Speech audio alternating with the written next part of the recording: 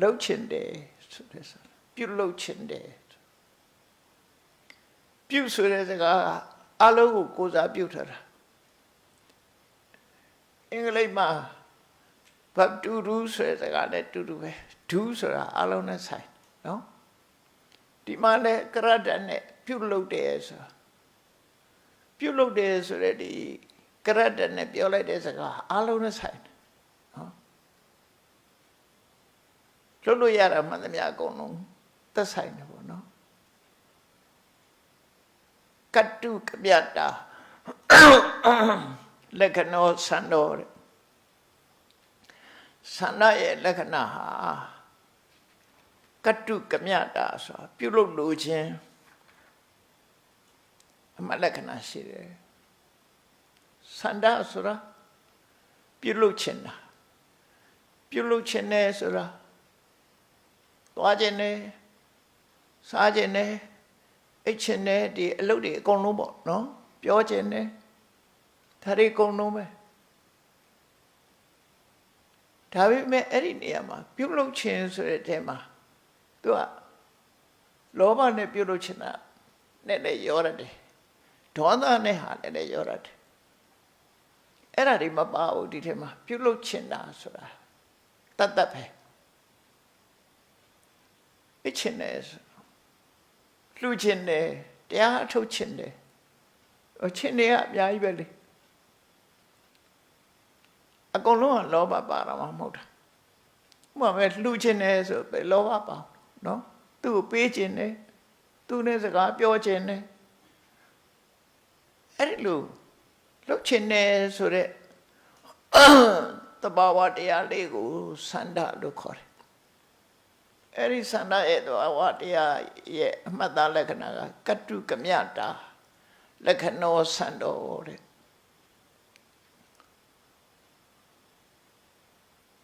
ပြုလို့တဲ့အမှတ်လက္ခဏာရှိတယ်အလုံးလုံးပြုခြင်းနဲ့ပြုလုပ်ခြင်းနဲ့အမှတ်လက္ခဏာရှိတယ်တခါတည်းဆန္ဒဆိုတဲ့စကားလုံးကတဏှာကိုကိုးစားပြုပြီးသုံးတာရှိတယ်ဥပမာမဲ့ကာမိဆန္ဒတဏှာကိုကိုးစားပြုတာအဲ့ဒါကြတော့ဒီဆန္ဒမဟုတ်ဘူးအဲ့တော့တဏှာပါလိုက်ရင် तू ကနောက်ဆုတ်သွား तू မပါဘူးတော့မဟုတ်ပါတယ်သူ့ရဲ့စွာတဲ့လူရောက်တော့ရှေ့တက်လာနော်သူ့ရဲ့စွာတဲ့တဏှာရောက်လာတဲ့အခါ तू ကနောက်ဆုတ်သွား तू မပါဘူးမဟုတ်ပါနေတယ်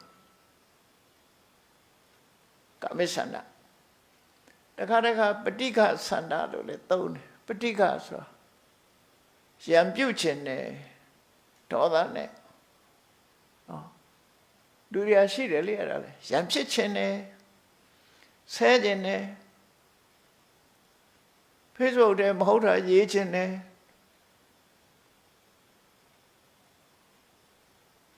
ဒါတွေလည်းသူကဒေါသလေးနဲ့တွဲလာတဲ့အခါကျတော့လူတယောက်ဒုက္ခရောက်အောင်လှုပ်ချင်တယ်ဆိုတဲ့ဟာလေးဖြစ်လာတယ်အဲ့ဒါကျတော့ဆန္ဒတသက်မဟုတ်ပြန်သူ့ရဲ့စွာတဲ့အကောင်ပါလာပြန်ဒေါသပါလာအဲ့တော့ဒေါသနဲ့လည်းတွဲလာလို့ရှိရင်ပဋိက္ခဆန္ဒလို့ခေါ်တယ်တဏှာနဲ့တွဲလိုက်ရင်တဏှာဆန္ဒလို့ခေါ်လိုက်တယ်အဲ့ဒီဒေါသလည်းမပါဘူးတဏှာလည်းမပါဘူးဆိုရင်ရိုးဆန္ဒရှေ့ကကာမဆိုတာလေးနဲ့တွဲလိုက်တဲ့အခါကျတော့သူကကာမိဆန္ဒဆိုတဏှာဝေကြီးညွှန်မြန်ရောအဲ့ဒါလေဒီစကလုံးဆိုတာသူ့နေရာမှာသူယူလို့ရတယ်ပေါ့နော်ဘယ်စကလုံးဖြစ်ဖြစ်ဒီတိုင်းပါပဲသူ့နေရာမှာသူယူရတယ် what contact ကိုချိပြီးတော့စကလုံးရဲ့အဓိပ္ပာယ်ကိုဆုံးဖြတ်လို့ရတယ်ဟုတ်ပြီဒီဆန္ဒဆိုတာစာကနဲ့လည်းမတွဲဘူးဒေါသနဲ့လည်းမတွဲဘူးတက်တက်လှုပ်ချင်ယုံကတ္တုကမြတ်တာကတ္တုဆိုတာပြုလုပ်ရန်ကမြဆန္ဒရှိတာပြုလုပ်ခြင်းတဲ့သဘောထားစိတ်နဲ့သဘောထားကိုဆန္ဒလို့ခေါ်တယ်အဲ့ဒီဆန္ဒလေးရဲ့လှုပ်ရှားမှုကြောင့်စိတ်ကပါသွားစိတ်ကလှုပ်ချင်တာဖြစ်သွားတကယ်ကတော့ဆန္ဒကလှုပ်ချင်တာစိတ်မှာလှုပ်ချင်တာဆိုတာမရှိဘူးစိတ်ကအာယုံကိုသိတဲ့သဘောသူလက္ခဏာသူကဒါပဲ သို့တော့လှုပ်ချင်တာဆိုတာစိတ်ရဲ့သဘာဝမဟုတ်ဘူးဆန္ဒရဲ့သဘာဝပဲအဲ့လိုသဘာဝလက္ခဏာကိုတွေးလိုက်တာနဲ့တပြိုင်နက်ဆန္ဒဆိုတာကိုတွေးပြီးဆံဝင်စားနေတဲ့အထက်မှာဒီဆန္ဒဆိုတာလေးပါတယ်ဆိုတာကိုသူ့ကိုခေါင်းကောက်ပြီးတော့ဝိပဿနာရှုဒီဆန္ဒလေးပါလာတယ်အဲ့သူ့ကိုကင်မိတာဗာနဲ့ကင်လိုက်တာတော့ဆိုလှုပ်ချင်တာဆန္ဒပဲလှုပ်ချင်တာကဆက်သွယ်တာနဲ့လည်းမတူခံစားတာနဲ့လည်းမတူမှတ်သားတာနဲ့လည်းမတူပြောခဲ့တာတွေနဲ့တခြားစီပဲဒါလေးကတစ်ခုပဲစိတ်ရဲ့အပိုင်းအစလေးတစ်ခုပဲနော်ဒါကိုစေတသိက်လို့ခေါ်စိတ်ရဲ့အပိုင်းအစလေးတစ်ခုစေတသိက်တွေကိုဒီအဘိဓမ္မာဖွင့်ဆိုတဲ့ကျမ်းနေမှာစေတသိက်ဆိုတာတဲ့စိတ်တကရိယာစိတ်ရဲ့ activity တွေလို့ပြောတာစိတ်ရဲ့ action တွေလို့ပြောတာဒါကြောင့်မို့စိတ်ရဲ့လက်တံလို့ထင်ရှားအောင်လို့ပြောပြစိတ်မဟုတ်ဘူးစိတ်ရဲ့လှုပ်ဆောင်ချက်တွေအဲ့ဒါဟုတ်ပြီဆန္ဒကိုတွေးပြီဆိုတဲ့အခါသူကဘာကိစ္စဆောင်ရွက်တာလဲဒီဆန္ဒရဲ့အလုပ်ကဘာလဲလို့ဆိုတဲ့အခါကျတော့အာရမဏပရိယေတနာရတာအာယုံကိုရှာဖွေတဲ့ကိစ္စကိုသူဆောင်ရွက်တယ်သူလှုပ်ချင်ပြီဆိုတော့သူလှုပ်အောင်မဲ့ဟာသူရှာတော့မှာပေါ့နော်သွားချင်တယ်ဆိုရင်သွားမယ်နေရာကိုသူရှာတော့စားချင်တယ်ဆိုစားကြသူရှာတော့အိတ်ချင်တယ်ဆိုရင်လည်းစောင်းလို့ကောင်းအောင်လို့ယူရတော့မှာပေါ့အိတ်ဆရာနေရာရှာအဲ့တော့အာရမဏပရိယေတနာအာယုံကိုရှာဖွေခြင်းရှာဖွေရဲဆိုအာယုံကိုလူရှိခြင်းသူတို့ချင်တဲ့ပုံမှာသူလိုချင်တဲ့ကိစ္စဖြစ်သွားတယ်အဲ့ဒါသူ့ရဲ့ဆောင်ရွက်မှုပဲတရားဓမ္မရဲ့အမှတ်သားလက္ခဏာရှိတယ်သူ့ရဲ့ဆောင်ရွက်မှုကိစ္စရှိတယ်သူ့ရဲ့ပုံပန်းတရံရှိတယ်ပုံရိပ်ရှိတယ်ပြီးတော့သူ့ရဲ့အကြောင်းတရားရှိတယ်အနိကအကြောင်းတရားရှိတယ်ဒီလိုခွဲတာအဲ့တော့ဝိပဿနာရှုတဲ့ပုဂ္ဂိုလ်တိုင်းဟာပရမတ်သူ့ရဲ့အမှတ်လက္ခဏာနဲ့သူ့ကိုတွေ့အောင်ရှာဒါတဘာဝတစ်ခုပဲဆိုသူတွေ့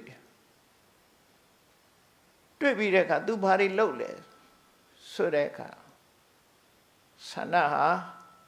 အာရမဏပရိယေတနာသူလှုပ်ချင်ဖို့အတွက်အာယုံကိုရှာတယ်ရှာတဲ့ကိစ္စသူ့ရဲ့ကိစ္စပဲဒါရတ္တကိုသိတယ်လို့ခေါ်တယ်လက္ခဏာကိုသိတယ်ရတ္တကိုသိတယ်ပစ္စုပ္ပထံကိုသိတယ်ဆိုတာသဘာဝတရားလေးတစ်ခုရဲ့အစိတ်ပိုင်းတွေကိုသိတာဒါမှပြည့်ပြည့်စုံစုံသိတယ်ဆိုတဲ့အသိဖြစ်တယ်တော့သူ့ရဲ့ပုံရိပ်ကဘာလို့ဆိုရင်ဆန္ဒကိုမှတ်ချက်ချကြည့်လိုက်မြန်မာလူပြောတော့လှုပ်ချင်တယ်သွားချင်တယ်စားချင်တယ်အိတ်ချင်တယ်ချင်နေပေါ့အဲ့တော့သူ့ရဲ့ပုံရိပ်ကဘာလို့ဆိုလို့ရှိရင်အာရမဏေနအဋ္ဌိကတာပစ္စုပ္ပထာနော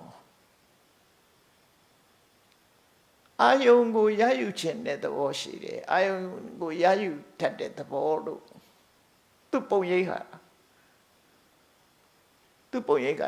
ဒါကိုအလိုရှိနေတယ်ဆိုတာကိုသိတယ်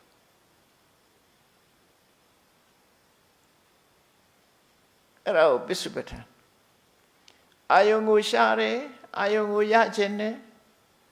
ရှာတာလေးကတစ်ပိုင်းရခြင်းတာလေးကတစ်ပိုင်းဒီလိုလုပ်တာနော်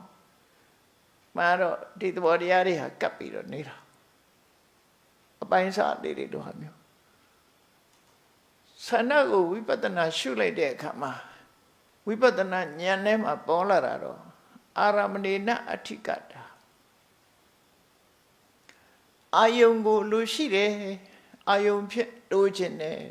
ဆိုတဲ့အနေအထားမျိုးပေါ်လာတယ်အာယုံလို့ပြောလိုက်တာဒီစကားတစ်ခုနဲ့အကုန်ပြီးအောင်လို့လူတွေမှာလိုချင်တာတွေအမြည်တက်ပြောမယ်ဆိုအများကြီးဖြစ်ကုန်မှာပေါ့နော်ဒါပေါ့အာယုံလို့ပြောလိုက်တာ ဒီ6မျိုးတည်းပဲပြောလို့ရအောင်ပြောတာ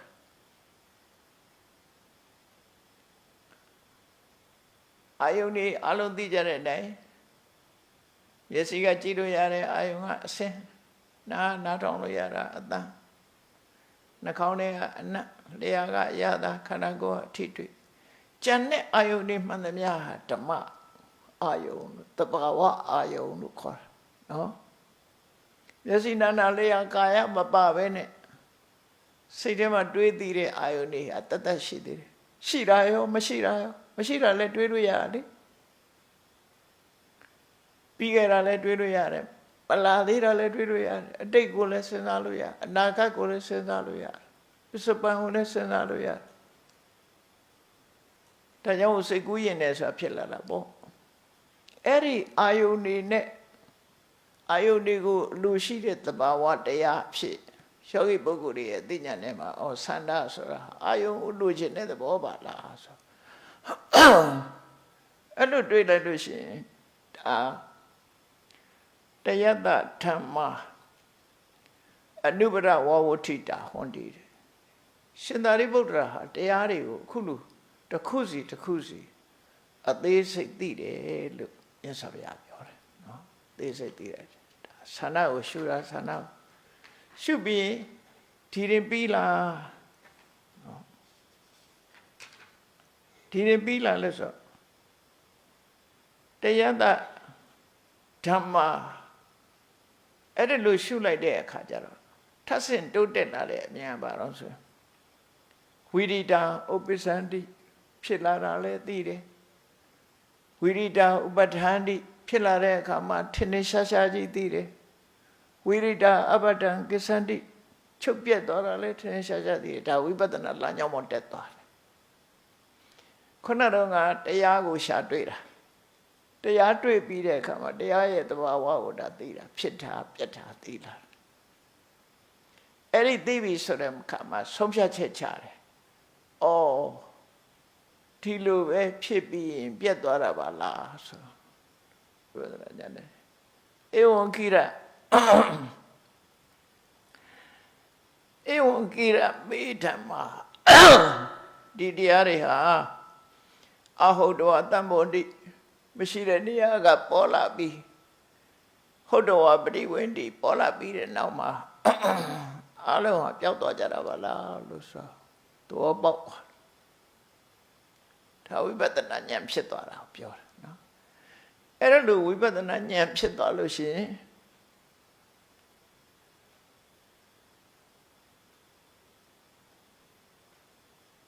အနုပယောတဲ့တဏှာနဲ့လည်းသူ့ကိုမချင်းကတ်တော့ဆန္ဒပေါ်မှာတဏှာနဲ့လည်းမကြည့်တော့ဘူးအဲ့ဒါကိုမြတ်စွာဘုရားဆက်ပြီးတော့ဟောတာနော်အနုပါယောနဥပါယောမချင်းကပ်ဘူးအဲ့တရားပေါ်တဏှာနဲ့လည်းမချင်းကပ်ဘူးအနပါယောဒေါသနဲ့လည်းမဆုတ်ခွာဘူးအနိတိတောတဏှာဒိဋ္ဌိကိုလည်းမိပြီးတော့မဖြစ်ဘူးအပฏิပတ်တောကိလေသာနဲ့လည်းဆက်ဆက်ပြီးတော့မဖြစ်ဘူးတန်ရောစဉ်နဲ့လည်းမဖြစ်ဘူးဝိပ္ပမို့တော့လွတ်လွတ်လပ်လပ်ပဲဝိတန်ယုတ်တော့ကိလေသာနဲ့တွဲရှိမရှိပဲနဲ့ဝိမရိယာရိကတေနစေတတဝိဟရတိခြားတယ်မှာတခြားအာယုံဖြတ်ဝင်လာတာလည်းမရှိဘူးကိလေသာဖြတ်ဝင်လာပြီးတော့ကန့်တတ်ခံရခြင်းမရှိဘဲနဲ့ဒီစိတ်ဟာတလဇတ်ဖြစ်ပြီးနေတယ်ဒီအတိညာဟာဝိပဿနာညာတလဇတ်ဖြစ်နေတယ်ဒီလိုဆိုလို့တယ်နော်ကဲနောက်တစ်ခုကြည့်ရဆန္ဒကိုသိပြီးတဲ့အခါမှာအတိမောက္ခဆိုတရားအတိမောက္ခအတိမောက္ခဆိုတဲ့စကားလုံးကလွတ်လွတ်ကျွတ်ကျွတ်ဆိုတဲ့အဓိပ္ပာယ်လွတ်လွတ်ကျွတ်ကျွတ်သက်ဝင်ခြင်း လွတ်လွတ်ကျွတ်ကျွတ်ဆုံးဖြတ်ခြင်းဆိုတဲ့အာယုံပေါ်ရောက်တဲ့အခါမှာလွတ်လွတ်ကျွတ်ကျွတ်ပဲတုံအာယုံပေါ်မှာတုံနှေးနေတာမရှိဘူးအာယုန်တွေကိုဖြတ်ပြီးတော့ဝင်သွားတယ်အတိမောစနာဖြတ်ဝင်သွားတယ်စုဝင်သွားတယ်ဆိုတဲ့အင်္ဂလိပ်လိုတော့ decision လို့ပြန်လေးရှိကြတယ်ဆုံးဖြတ်တယ်ဆိုတော့တခြားဆုံးဖြတ်ချက်တွေနဲ့ရောသွားနိုင်တယ်အဲ့ဒါအတိမောစနာဆိုတာငြိမ်သက်ဝင်ရောက်တည်နေခြင်းလို့ဆိုလို့အာယုံပေါ်မှာဒီစိတ်တွေကတွန်းဆုံမနေပဲနဲ့အာယုံပေါ်မှာချက်ချင်းဝင်သွားတယ်သူအတိတ်ပဲပြောတာလှုပ်ရှားရိပ်ရိုက်မှုမရှိဘူးအာယုံထဲမှာချက်ချင်းရောက်သွားတာဒါအဒီမောက္ခရဲ့သဘောပဲဒီအဒီမောက္ခရဲ့စွမ်းရည်ကြောင့်စိတ်ကအာယုံပေါ်မှာချက်ချင်းရောက်ပြီးတော့တည်ငြိမ်သွားတယ်ဒါတမာရီနဲ့အတူဘူးသူကအာယုံပေါ်မှာမြုပ်ဝင်သွားတဲ့သဘောလေးကိုပြောတာရိမ့်ရိုင်ပြီးတော့မနေဘူးအာယုံပေါ်မှာမြုပ်ဝင်သွားတဲ့သဘောအဲ့ဒါကိုအဒီမောက္ခတခါတခါတရားကိုအဒီမောက္ခလို့ခေါ်တာရှိတယ်အဒီမောက္ခစေတသိက်ကတိတံတရားနဲ့မတူဝိပဿနာရဲ့အညစ်အကြေး10မျိုးပြောတဲ့အခါမှာတတ္တာကိုတတ္တာလို့မပြောဘဲနဲ့ဒီမောက္ခလို့ပြောတာရှိတယ်အဲ့ဒီမှာယုံကြည်တယ်ဆိုဆုံးဖြတ်ချက်ချထားတဲ့အရာမျိုးပဲလေမယုံကြည်ဘူးဆိုလူကသူလောနေတာယုံကြည်တယ်ဆိုကြတဲ့သူကတက်ခံလိုက်တဲ့သဘောပဲအဲ့တော့အဒီမောက္ခလည်းအဲ့လိုပဲသူကအာယုကိုလက်ခံလိုက်တာဒါကြောင့်မို့လို့ဆုံးဖြတ်တယ်လို့လည်းပြန်ကြတာပေါ့နော်အဲ့တော့သူ့ရဲ့သဘောလေးကိုကြည့်မယ်အဒီမောက္ခဆိုတဲ့စကားလုံးကိုအဒီမုတ်စနာလွတ်လွတ်ချွတ်ချွတ်အာယုန်တွေကိုရောက်ရှိသွားခြင်းသောတဏိဋ္ဌာနလက္ခဏောတဏိဋ္ဌာနဆိုကောင်းကောင်းကြီးရောက်ရှိသွားတယ်အဲ့ဒါကိုကြည့်ပြီးတော့ဆုံးဖြတ်တယ်လို့ပြောတာမှန်တော့အာယုံပေါ်မှာကောင်းကောင်းတည်သွားတဲ့သဘောတုံဆိုင်မရှိဘဲနဲ့အာယုံပေါ်မှာစိတ်ဟာချက်ချင်းရောက်သွားတဲ့သဘောတဏိဋ္ဌာနလက္ခဏောတဏိဋ္ဌာနကောင်းစွာအဆုံးသတ်လိုက်တယ်ဆိုဖမာရီပြောတဲ့တဏိဋ္ဌာန်ဆုံးဖြတ်ချက်ချတာပြောနော်တဏိဋ္ဌာန်မဟုတ်တဏိဋ္ဌာန်လို့ပြောတဏိဋ္ဌာန်ချထားတယ်ဆိုဒီစကားလုံးတဏိဋ္ဌာန်နားငယ်နှလုံးဆင်ပြီးတော့ရေးတဏိဋ္ဌာန်သူကဘာရဲ့ဆန့်ကျင်မဲ့တုံးဆိုတန်တရားဆိုတာမဆုံးဖြတ်နိုင်ပဲနဲ့သို့လောဖြစ်တဏိဋ္ဌာန်ဆိုတာဆုံးဖြတ်တာဒီအဒီမောက္ခကအဲ့လိုသို့လောမဟုတ်ပဲနဲ့အာယုံပေါ်မှာစိတ်ကချက်ချင်းရောက်သွားတဲ့သဘောအာယုံနဲ့တွေ့တဲ့အခါမှာတုံးဆက်ဖြစ်မနေပဲနဲ့အာယုံနဲ့ကိုချက်ချင်းရောက်သွားတဲ့သဘောသူတို့ဆိုလို့တယ်နော်ဒါကိုပြောတာဆုံးဖြတ်တယ်ဆိုတာမသွားဘူးသွားမယ်ဆိုတာဆုံးဖြတ်တာကိုဒီမောက္ခလို့ပြောတာမဟုတ်ဘူးနော်ဒီသဘာဝတရားတွေကအဲ့ဒါကိုဒီမောက္ခလို့ပြောတာမဟုတ်ဘူးသို့ဒီမောက္ခကိုရှင်းပြဖို့ရာdecision ဆိုတာကြတော့အဲ့ဒါကြတော့ဘာလို့ဆိုလို့ရှိရင်အဲ့ဆုံးဖြတ်ချက်ကြတော့ तू ကသူ့လို့မဟုတ်ဘူးတရားပညာတို့ဘာလို့ ਨੇ အကြောင်းအကျိုးမျှော်မြင်ပြီးတော့သွားမယ်မသွားဘူးလုံးဝမလုပ်ဘူးဆုံးဖြတ်တာအဲ့ဒါတစ်မျိုးနော်စိတ်ပိုင်းဖြတ်တယ်လို့ခေါ်တာဒါအာယုံစိတ်နဲ့အာယုံဆုံလိုက်တဲ့အခါမှာစိတ်လေးဟာတွန့်ဆုံမနေပဲနဲ့အာယုံနဲ့ချက်ချင်းရောက်သွားတာဒါမျိုးကိုဆိုလို့တယ်နော်ချက်ချင်းရောက်သွားတွန့်ဆုံလေးကံမနေပဲနဲ့ချက်ချင်းရောက်သွားတယ်ဒါကိုတဏိဋ္ဌာန်အတန်တပနာရတောတဲ့တန်တပနာဆိုတာတုံလို့ရိမ့်ရိုင်နေတာမရှိဘူးတုံလို့ရိမ့်မှုကင်းတဲ့ကိစ္စရှိတယ်အာယုန်နဲ့စိတ်တုံတွေ့ဆုံနေတဲ့အချိန်မှာ ဟိုရိမ့်တီရိုင်လုံးမနေဘူးခါချက်ချင်းရောက်သွားတာဒါအတ္တတပနာရတော့ရှင်းရိုင်ရွှေရှားခြင်းကိစ္စရင်းရိုင်မှုကင်းခြင်းကိစ္စရှိတယ်နေဆယပစ္စုပ္ပတ္ထနောအာယုံပေါ်မှာအပြီးသက်ဝင်ရောက်ဆုံးဖြတ်တဲ့တရားလို့အာယုံပေါ်မှာအပြီးသက်ရောက်ရှိသွားတဲ့အနေအထားအဖြစ်ယောဂီရဲ့ဉာဏ်နဲ့မှထင်ရတယ်ဒါကြောင့်သူ့ကိုထင်ရှားအောင်ပြောတဲ့အခါကျတော့ဒီလိုဆိုလိုတာဟာဆိုလိုရင်အတိပ္ပယ်ကဘာတော့ဆိုရင်အာရမဏိနိစ္စလကာရိနအထီးမောက္ခဖြစ်ပြီဆိုရင်အာယုံပေါ်မှာစိတ်ကလေးဟာငြိမ်နေတာနိစ္စလဆိုလှုပ်ရှားတာရိမ့်ရိုင်တာမရှိဘူး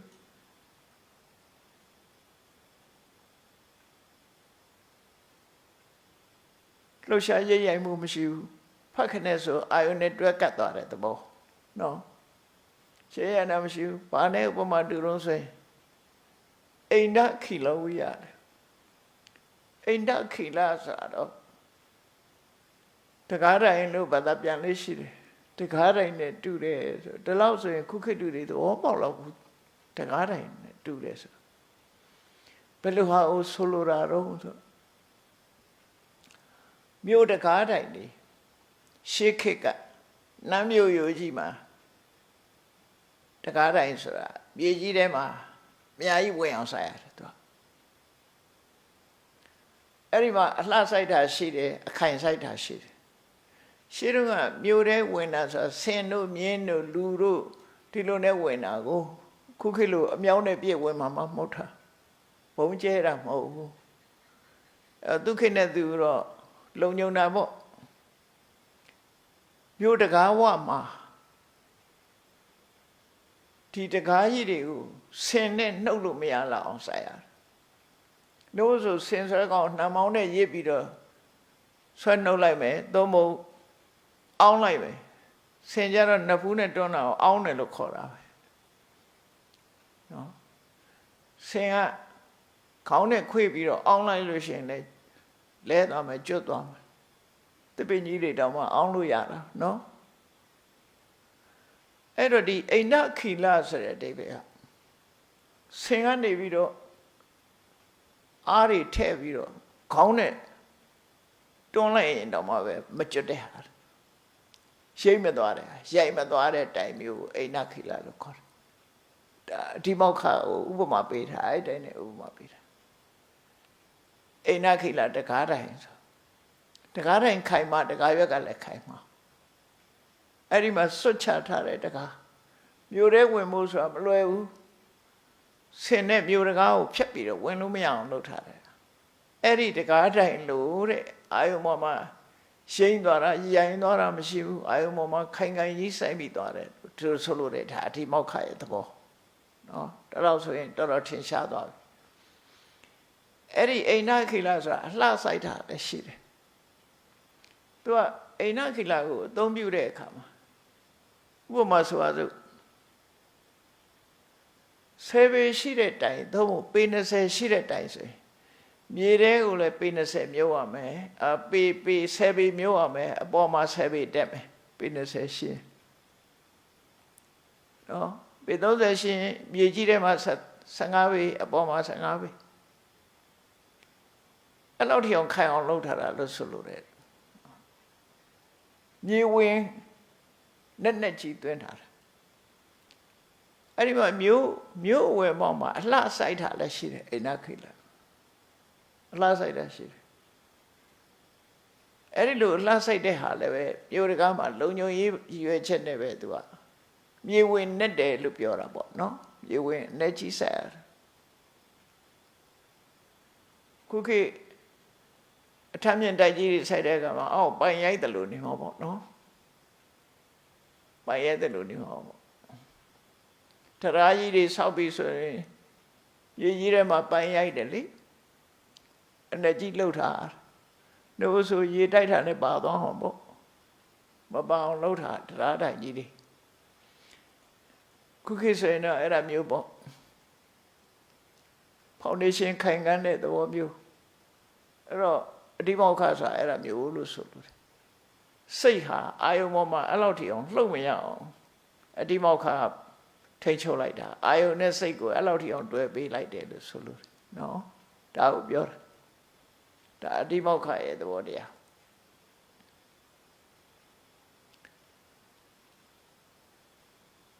တဏ္ဍိဋ္ဌတပ္ပ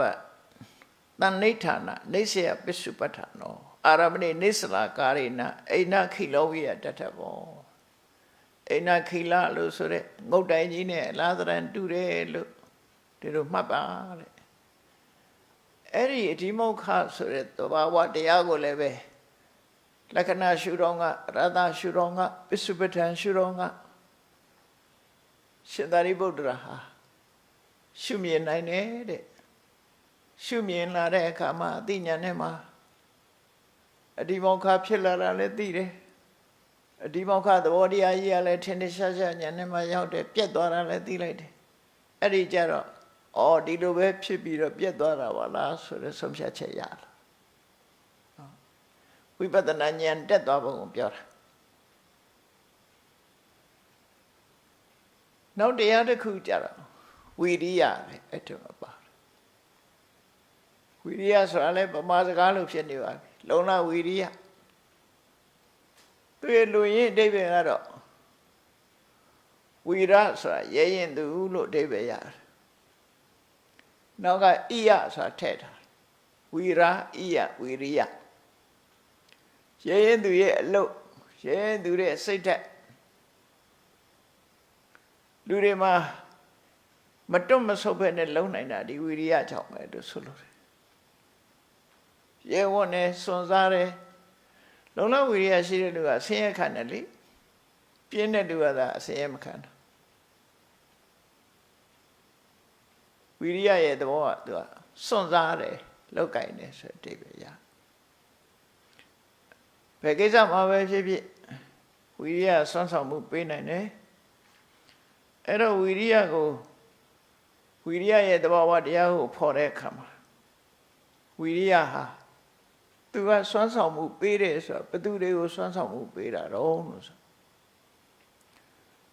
ဥပထမ္မနလက္ခဏာဝိရိယ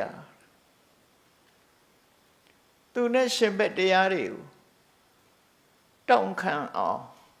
တွန်းအားပေးတယ်တော့နောက်ဆုံးမသွားသေးဘူးနောက်မဆုံးရအောင်တော့တွန်းပေးထားတာအနုဆိုပြင်းတဲ့ကောင်နောက်ဆုတ်သွားမအောင်ဆုတ်လို့မရဘူးအကုန်လုံးနောက်မဆုံးအောင်ရှေ့တိုးအောင်ဝိရိယတွန်းကန်ထားဘာနဲ့ဥပမာတူတော့ဆိုရင်အိမ်ဟောင်းကြီးတစ်ခုဟာတိုင်နေရနည်းနည်း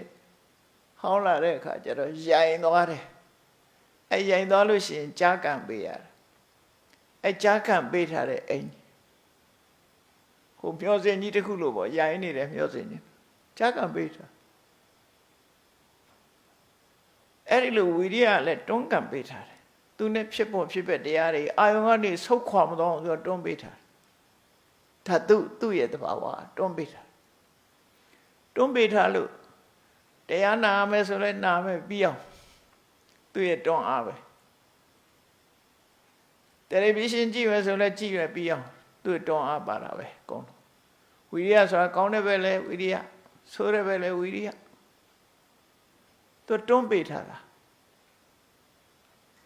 အဲ့ဒီတွန်းပေးထားတဲ့အမှတ်သားလက္ခဏာဝိရိယရဲ့လက္ခဏာပဲတဲ့ဒီကောင်းတဲ့ဘက်ကြတော့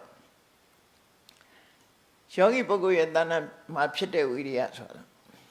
ဒီပြင်ဝိရိယတော့မပြောတော့ပါနဲ့နော်တရားရင်ကပစ္စည်းခိုးခြင်းတဲ့လူကလည်းညာနော်မအိပ်မနေအလစ်ချောင်းနေမှာပဲလေအဲ6နိုင်လောက်အောင်သူဒီဝိရိယတွန်းပေးထားတာအဲ့တော့ဒီနေရာမှာကောင်းတဲ့ဘက်ကိုပြောမယ်ဆိုလို့ရှိရင်ကမ္မဋ္ဌာန်းတရားအထုတ်တဲ့ပုဂ္ဂိုလ်ဟာသူ့တဏ္ဍမှာဖြစ်တဲ့ဝိရိယရဲ့တွန်းအားကြောင့်ကုသိုလ်တွေကနေရောကြမသွားဘူးတဲ့သူရှေ့တက်သွားကုသိုလ်တွေသူရတယ်အသိဉာဏ်တွေရတယ်တတိတွေကောင်းလာဝိရိယရဲ့တွန်းအားကြောင့်ရှေ့ရောက်တယ်သူဆိုလို့တယ်နော် ဝိရိယတွန်းအားနောက်တစ်ခုကပက္ခေနလက္ခဏာဝိရိယဆိုတာမြောက်ပင့်ပေးခြင်းလက္ခဏာရှိတယ်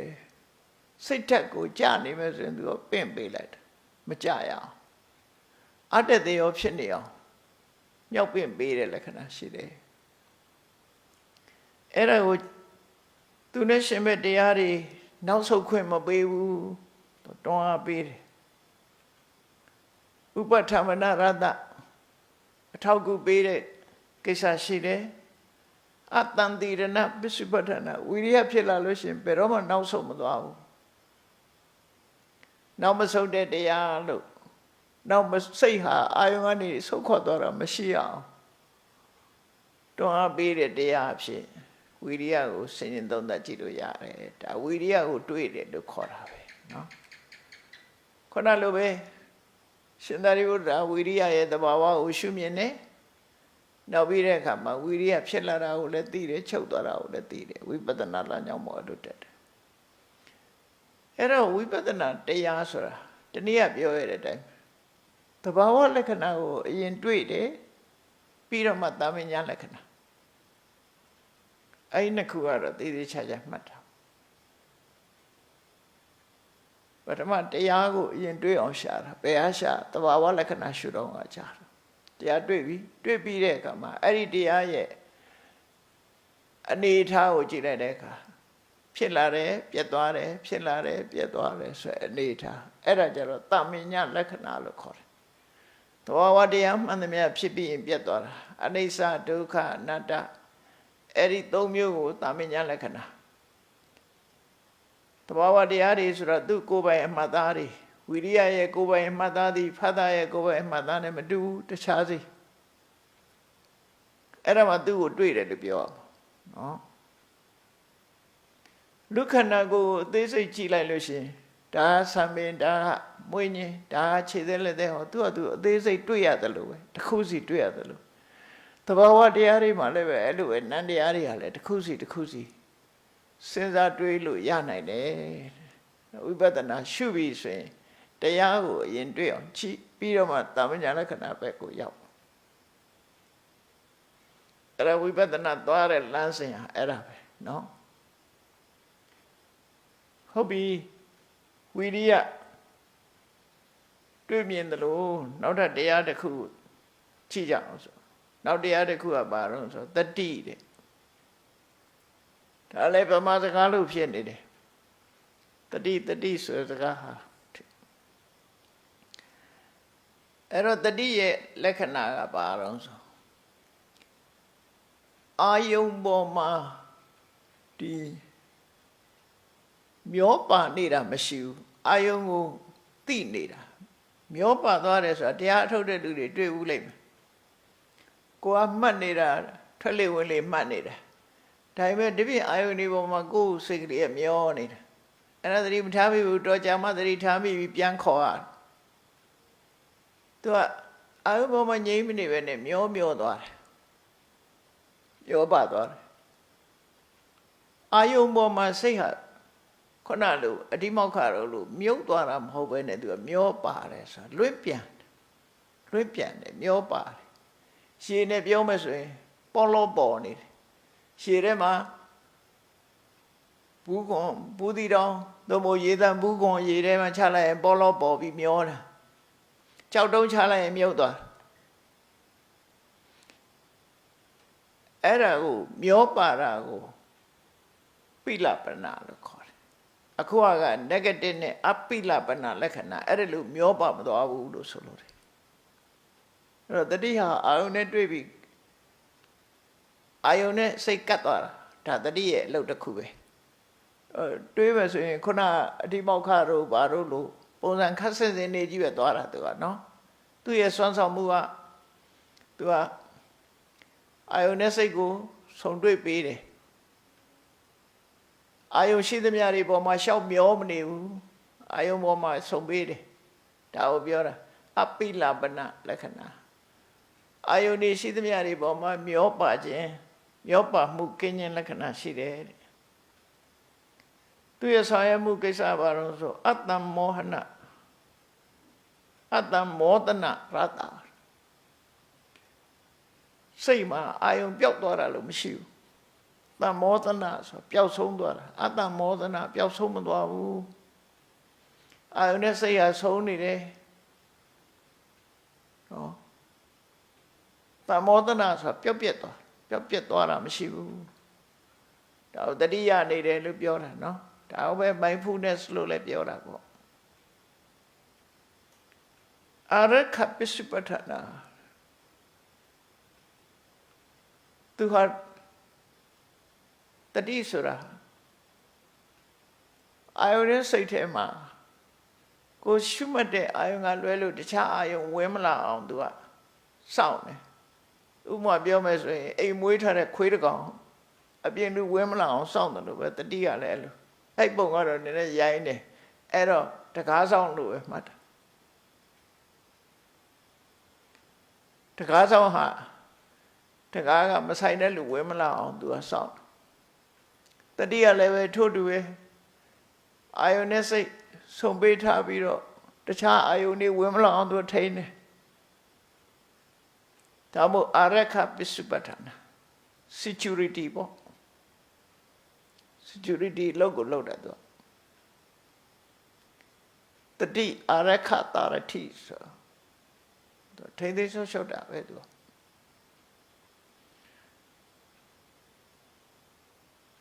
အဲ့တော့အဲ့ဒီတတိလေးကဆောင်းလျှောက်တဲ့တရားလို့တခြားအာယုန်တွေဝင်မလာအောင်ထိန်းသိမ်းရှော့ပေးတဲ့တရားဖြစ်မြင်ပြီးတော့နောက်တနည်းကြတော့ဝိတ္တယဘိမုခိဘာဝပစ္စုပ္ပထနာဒါပို့ပြီးတော့အဓိပ္ပာယ်ထင်ရှားအောင်ဝိတ္တယဘိမုခိဆိုဝိတ္တယဆိုတာအာယုန်အဘိမုခိကမျက်နှာလှည့်ထားတာအာယုန်ဘက်ကိုအမြဲတမ်းမျက်နှာလှည့်ထားတယ်ဆိုတာအာယုန်နဲ့စိတ်နဲ့ကွာမသွားဘူးလို့ပြောတာဒါတတိကြောင့်မို့လို့အာယုန်နဲ့စိတ်နဲ့ကွာမသွားသူကအမြဲတမ်းအာယုန်နဲ့စိတ်ကိုဆုံတွေ့ပေးထားတယ်အာယုန်ဘက်ကိုမျက်နှာလှည့်အောင်လုပ်ပေးထားတယ်ဒါရီဟိုနန္တရားဆိုတော့မြင်ရတာမဟုတ်တော့ရုပ်ဝတ္ထုနဲ့ပဲနှိုင်းစာပြီးတော့ပြောရတာနော်အဲ့တော့စိတ်ကမျက်နှာမှမရှိတာမျက်နှာမရှိပြီမဲ့လို့တတိကနေပြီးတော့စိတ်ကိုအာယုန်ဘက်ကိုမျက်နှာလှည့်အောင်လုပ်ထားတယ်လို့ပဲပြောရတာပဲအဲ့လိုနော်အာယုန်နဲ့စိတ်နဲ့ဆုံးနေအောင်လုပ်တာစာသုံးကအဲ့လိုပဲသုံးတာဝိတ္တယဘိမုခိဘာဝဝိတ္တယအာယုန်အဘိမုခကမျက်နှာလှည့်ထားတာဘာဝကအနေထားအာယုန်ရှိရာကိုမျက်နှာလှည့်ပေးထားတဲ့အနေထားမျိုးတဲ့တတိကြောင့်စိတ်လေးဟာအာယုန်ဘက်ကိုအမြဲတမ်းမျက်နှာလှည့်နေတယ်ကြောပေးလိုက်ရင်ပျောက်သွားမျက်နှာလှည့်ထားတယ်ဆိုတဲ့အဲ့ဒီပုံစံဖြစ်မြင်ရပါတယ်တဲ့ဟုတ်ပြီဒါတတိကိုတွေးတဲ့အခါမှာတဘာဝလက္ခဏာရှုထောင့်ကနေတတိကိုတွေးပြီးတော့တတိဖြစ်လာတာကိုမြင်တယ်ပြတ်သွားတာကိုလည်းထင်ထင်ရှားရှားသိလိုက်တယ်ဝိပဿနာလမ်းကြောင်းပေါ်တက်သွားတယ်ဝိပဿနာလမ်းကြောင်းပေါ်တက်သွားတဲ့အခါမှာတဏှာလည်းအတွေးလည်းမပါဘူးဒေါသအတွေးလည်းမပါတော့ဘူးနှစ်ခုစလုံးကကင်းလွတ်ပြီးတော့လွတ်လပ်တဲ့စိတ်နဲ့ရှုမှတ်ပွားများပြီးနေနိုင်တယ်လို့သူဆိုတယ်နောက်တစ်ခုကတော့ဘာလို့ဆိုလို့ရှိရင်ဥပိ္ပခဥပိ္ပခတရားတော့ဝေဒနာမဟုတ်ဘူးเนาะဝေဒနာဆိုတာပြောခဲ့ပြီးပြီဒီဥပိ္ပခကတတရမစ္ဆတတာလို့ဆိုရယ်စေတသိက်တစ်မျိုးပဲသူကစေတသိက်တစ်မျိုး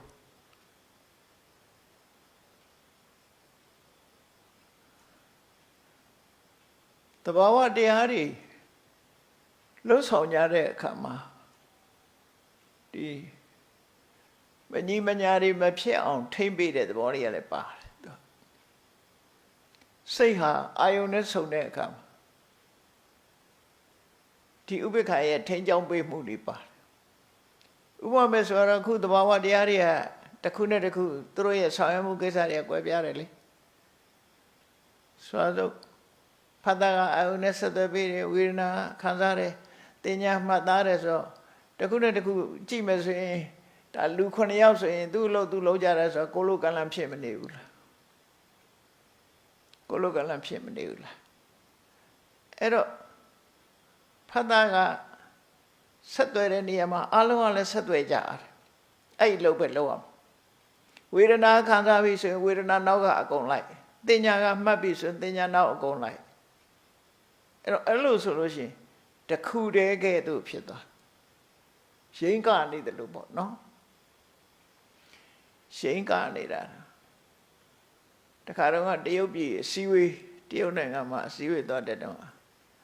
လက်ရုံးမုံ1000ဆိုတဲ့အကပြတာတွေ့ခဲ့နော်ဘလောက်ညီမရှစ်တဲ့ကနေပြီးတော့ချိလိုက်တဲ့အခါမှာတယောက်တည်းပဲမြင်ရတယ်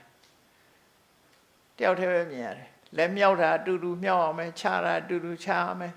ဒါပေမဲ့လူ1000လောက်ကတယောက်တည်းလို့ဖြစ်နေလက်ရုံးမုံ1000အကဒါကိုယ်ကနာမည်ပေးထားတာပါလေအဲ့လိုတရုတ်ကပြတာရှိတယ်အဲ့ဒါလိုပဲဒီတဘာဝတရားတွေအားလုံးဟာတညီတည်းဖြစ်နေအောင်ဒီဥပိ္ပခာထိန်ကြောင်းပေးထားတာလောက်တာတော့ကိုယ်လို့ကြတာပဲသို့တော့အားလုံးကထိန်ကြောင်းပေးထားတော့တစားစီတစ်မျိုးစီကိုယ်ကာယတွေမဖြစ်ဘူးလို့ဆိုလို့တယ်နော်ကိုယ်ကာယတွေမဖြစ်ဘူးမညီညွတ်တဲ့သဘောတွေမဖြစ်ဘူးတယောက်ကတောင်ဆိုတယောက်ကရှေ့တယောက်ကအနောက်ဆိုမညီမညွတ်တွေဖြစ်နေအဲ့ဒီတဘာဝတရားတွေဟာအာယုန်တစ်ခုပေါ်မှာတညီတည်းဖြစ်ဖို့ရအတွက်သူကနေဥဆောင်ပေးတယ်အဲ့ဒါကြောင့်မို့ဒီဥပေက္ခာကိုစိတ်တစေရတိကဏ္ဍသမဝါဟိတလက္ခဏာတဲ့ဖြစ်ဖို့ဖြစ်ဖက်စိတ်နဲ့စေရတိတွေကိုတညီတည်းစွမ်းဆောင်မှုပေးနိုင်တဲ့ပေးတဲ့လက္ခဏာရှိတယ်အလုံးကတညီတည်းဖြစ်စီရ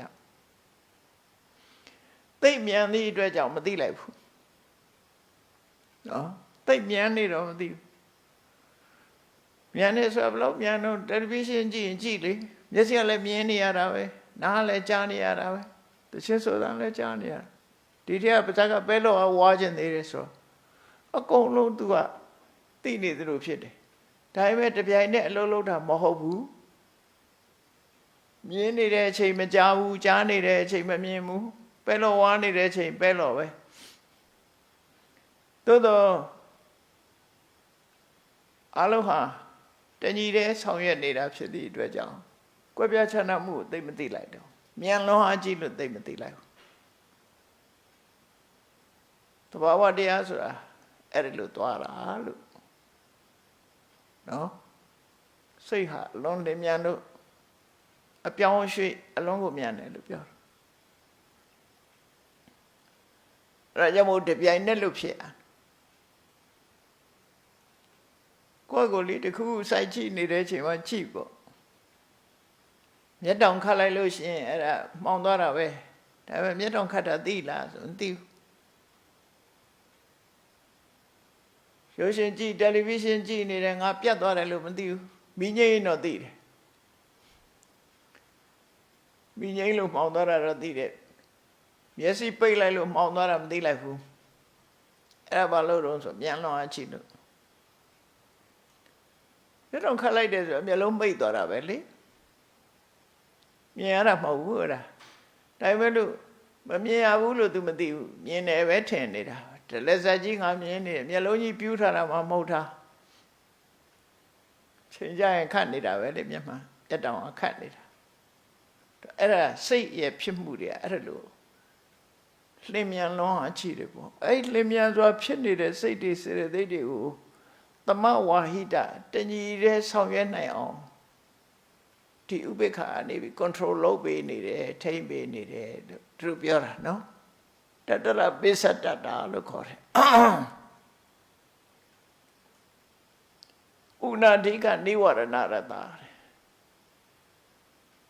ညီသွားအောင်သူကဥနာဆိုတာလျော့သွားတာအဓိကပိုးတာလျော့ခြင်းပိုးခြင်းမရှိအောင်မြတ်တညီညွတ်နေအောင်သူကဆောင်ရွက်ပေးတဲ့ကိစ္စရှိတယ်တဲ့ Misata Baba Pisupatana. Tua Alumoma Teni de Sansamu. The ball nita, Sawyer the ball nita after Shumia.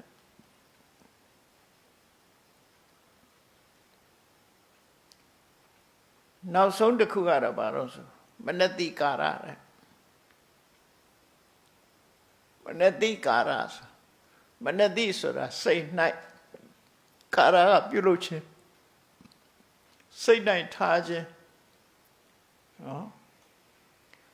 I will say night Tala Desura. I will did it the wall with your love.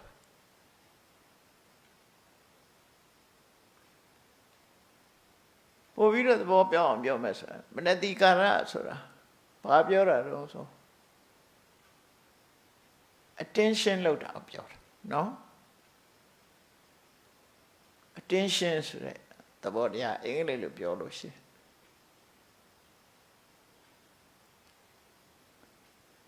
The long twin is, I will say to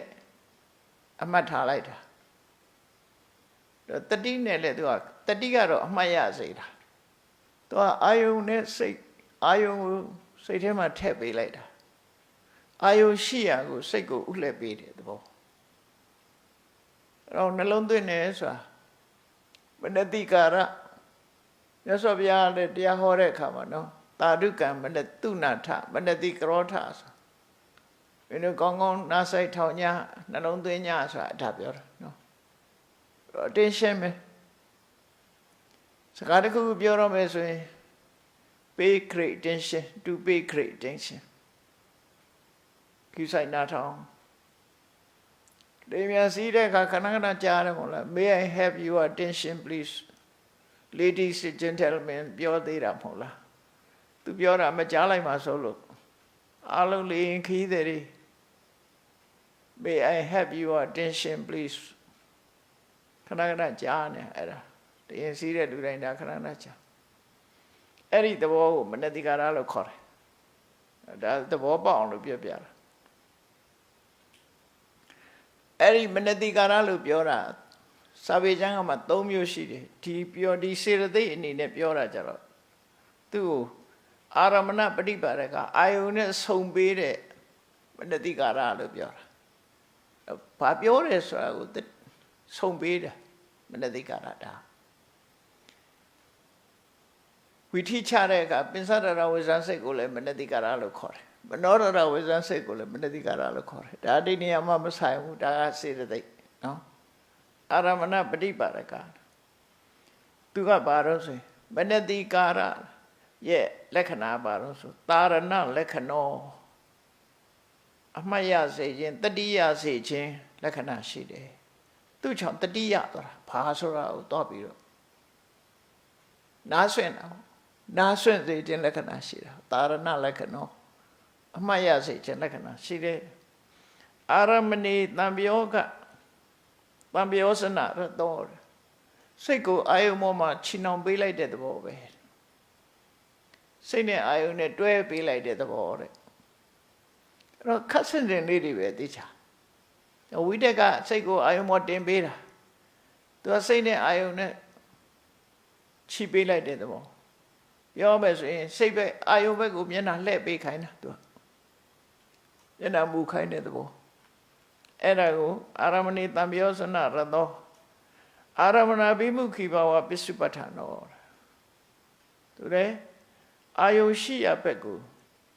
စိတ်ကိုဟိုတော့ကတတိလိုပဲတတိတော့ကဝိတယဘိမုခိဘဝပစ္စုပ္ပထာနောလို့သုံးတယ်ဒီမှာအာရမဏဘိမုခိဘဝပစ္စုပ္ပထာနောတတိနဲ့ခတ်ဆင်တယ်ပဲသူလည်းတတိပေးတာပဲဒါပေမဲ့လို့တတိဆိုတာနဲ့ဒါဆိုတာဟာကွဲပြားခြားနားမှုတော့ရှိတယ်လို့တဘာဝတရားတစ်မျိုးစီပဲ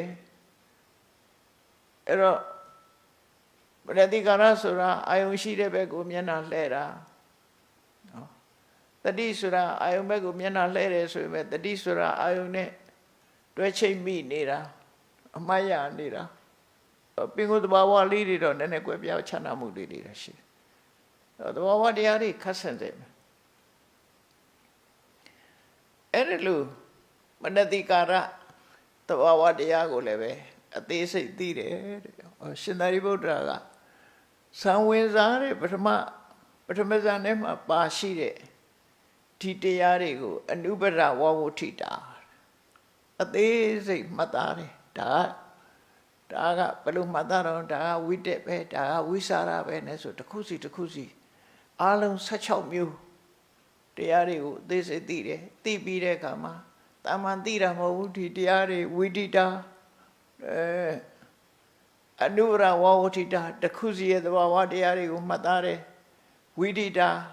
ဥပ္ပစ္စန္တိဖြစ်လာတာလဲထင်ထင်ရှားရှားသိလိုက်တယ်ပြတ်သွားတာလဲထင်ထင်ရှားရှားသိတယ်သိပြီးတဲ့အခါမှာဝိပဿနာအမြင်နဲ့ဒီတရားတွေဟာဒီလိုဖြစ်ပြီးဒီလိုပြတ်သွားတာပါလားဆိုတာဝိပဿနာဉာဏ်နဲ့မြင်တယ်ဝိပဿနာဉာဏ်နဲ့မြင်ပြီးတော့တဏှာအတွေးတွေဒေါသအတွေးတခုမှမပါပဲနဲ့တဏှာတို့ဒေါသတို့ကိလေသာတွေအလုံးကကင်းစင်ပြီးဒီသိတဲ့စိတ်အစဉ်ဝိပဿနာဉာဏ်နဲ့ရှုနေတဲ့စိတ်အစဉ်ထဲမှာအာယုဖြတ်ဝင်တာလည်းမရှိဘူးအာယုကဝင်ပြီးတော့ကန့်တတ်တာလည်းမရှိဘူးကိလေသာဝင်ပြီးတော့ကန့်တတ်တာလည်းမရှိဘဲနဲ့တဖြောင်ဤသောစိတ်နဲ့ရှင်သာရိပုတ္တရာဟာအနုပဒဝိပဿနာတရားကိုအထုတ်ခဲ့တယ်ပြီးတဲ့အခါမှာအဲ့ဒီအထုတ်ရင်ဒါလမ်းဆုံးမဟုတ်သေးဘူးဒီတဲ့သားတဲ့တရားရှိသေးတယ်ဒီအထက်မှာရှိသေးတယ်ဆိုတာလည်းသူသိတယ်မသိလို့ရှိရင်သူကဒါလမ်းဆုံးလို့ထင်သွားမှာလေဒါမို့နောက်ထပ်ရှိသေးတယ်ဒါအခုလက်ရှိကိုသိတာပဲလို့ဒီလိုရှင်သာရိပုတ္တရာဝိပဿနာရှိဖို့နဲ့ပတ်သက်ပြီးမြတ်စွာဘုရားဟောကြားဆုံးမခဲ့တာဖြစ်တယ်တရားချစ်ခင်သူတော်ချင်းပြိဿပေါင်းတော့အနုပဒဓမ္မဝိပဿနာဆိုဒီမှာမိမိတို့ရဲ့တဏ္ဍမှာဖြစ်လာခဲ့တဲ့တရားတွေကိုအသေးစိတ်သဘာဝလက္ခဏာကိုကြည့်ရှုခြင်းတာမညာလက္ခဏာကိုကြည့်ရှုခြင်းအသေးစိတ်သိခြင်းဆိုတဲ့ဝိပဿနာပဲဖြစ်တယ်ဆိုတာကိုသဘောကျပြီးတော့ဝိပဿနာတရားရှုပွားနိုင်ဖို့ကြိုးစားအားထုတ်နိုင်ကြပါစေကုန်သတည်း